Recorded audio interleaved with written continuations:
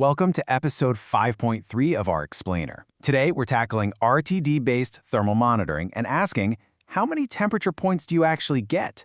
We're diving into a critical and honestly often missed hardware constraint in relay specification that can absolutely make or break your substation design. It sounds super straightforward, right? You have temperature sensors, so you just plug them into the relay. But as we're about to see, choosing the right hardware configuration literally comes down to counting your sensors long before you ever sign a purchase order. Okay, let's dive into this. To get a feel for the constraint, think about audio mixing consoles. If you're recording a simple two-person setup, a small console with just two input channels works perfectly. But what happens if a full six-piece band walks into your studio? You can't just magically retrofit more physical inputs onto a console that wasn't built to handle them. You physically lack the ports. Well, protection relays work the exact same way. The configuration you buy is a physical package deal. You cannot simply wish more input terminals into existence once the equipment actually arrives on site. So this brings us to a critical question you must ask yourself when designing a protection scheme. How many temperature points do you actually get on your relay? I want you to treat this as a practical engineering puzzle. It's a puzzle you absolutely have to solve before you buy the equipment, because different applications require fundamentally different sensor input capacities. Here is the physical reality. When you specify a protection and control relay chassis like the RET615, you have to choose a standard configuration letter A through H. Now, people often treat this configuration letter purely as a protection scheme decision, like deciding on your restricted earth fault scheme. But it is a hardware package deal. That single letter choice locks in your physical RTD sensing capacity. Once it's manufactured and shipped, that physical chassis capacity is set in stone. Let's break down exactly what that means. If you select configurations A through D, you're getting what we can call a comprehensive package. That gives you up to 6 RTD inputs and 2 milliamp inputs. This is absolutely perfect for comprehensive winding and bearing monitoring in motors or dry-type transformers. But if you select configurations E through H, you're getting an essential package. That gives you just 2 RTD inputs and 1 milliamp input, which is usually just enough for standard bulk oil and ambient temperature measurements.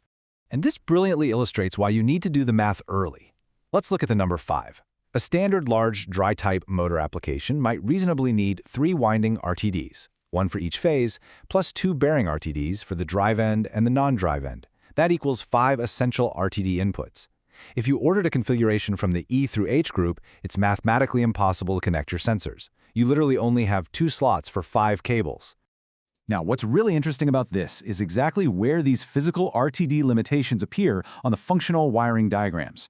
When you look at the diagram for configuration A, you can clearly see the callout for 6 RTD and 2 milliamp inputs. It's built to take in a massive amount of temperature data. Now contrast that with configuration E. In that exact same spot, it clearly reads 2 RTD and 1 milliamp. The physical hardware completely dictates the functional diagram. That brings us to section 1, the software side. Understanding the T2 PTR thermal model. So why do we care so much about these physical temperature inputs? Well, because they feed one of the most important protection functions in modern relays, T2 PTTR. This is a 2-time constant thermal overload model. In plain language, instead of just blindly watching current spikes, this model acts as a running memory of a transformer's heat accumulation and its cooldown phase over time. Think of it like your own body when you exercise. If you do a heavy sprint, your body heats up, and you need time to cool down before you can push hard again. If you just keep sprinting without cooling down, you're going to collapse. Transformers are exactly the same. They can handle brief overloads, but sustained heat absolutely destroys them. The genius of the T2 PTTR function is right there in the name, 2 time constants. It tracks cumulative thermal stress. The short time constant tracks the fast-responding components, like winding hotspots, which heat up very quickly with load changes. Meanwhile, the long time constant tracks the slow-responding components, like the bulk oil temperature. As we covered in our thermal protection deep dive back in episode 4.2, combining these allows the relay to paint a highly realistic picture of the actual stress on the transformer's insulation. This is what prevents premature aging of the equipment. Let's put this into practice with a quick thought experiment. Imagine 2 perfectly identical transformers carrying the exact same electrical load current. One is sitting in a cool, breezy climate. The other is baking in extreme, relentless desert heat. Now, if you're relying on a simple relay that only measures electrical current without RTD integration, which one of these is closer to actual insulation damage? It's the desert transformer, of course. Because its actual ambient temperature is so much higher, its cumulative thermal stress is significantly greater for the exact same load. The fatal flaw here is that without physical RTD sensor integration, a current-only thermal model is totally blind. It cannot distinguish between these two very different real-world risk levels. It just assumes worst-case ambient conditions to be safe, which means it might unnecessarily limit your load in cool conditions or fail to protect you adequately when things get dangerously hot. Notice how integrating a physical Platinum 100 RTD sensor directly into the functional block changes things.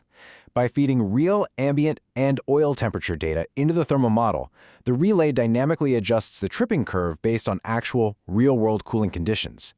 This isn't just some optional add-on. This dynamic response is specifically what protects your asset from premature insulation aging based on its real environment. And that brings us full circle to Section 2, the package deal, solving the specification puzzle. So the crucial point is this.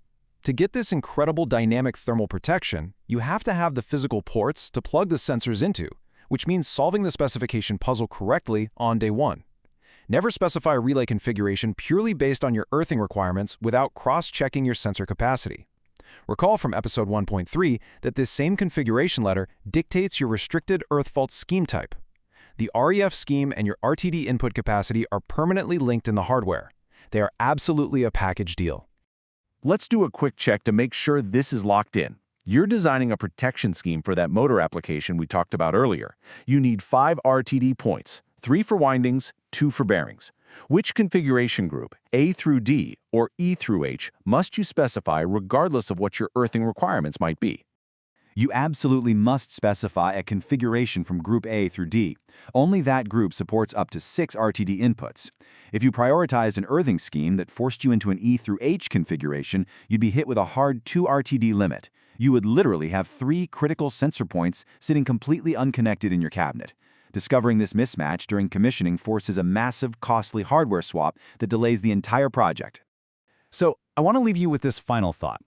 On your next project, before you confidently submit that bill of materials, did you check your REF earthing scheme against your actual physical RTD sensor capacity?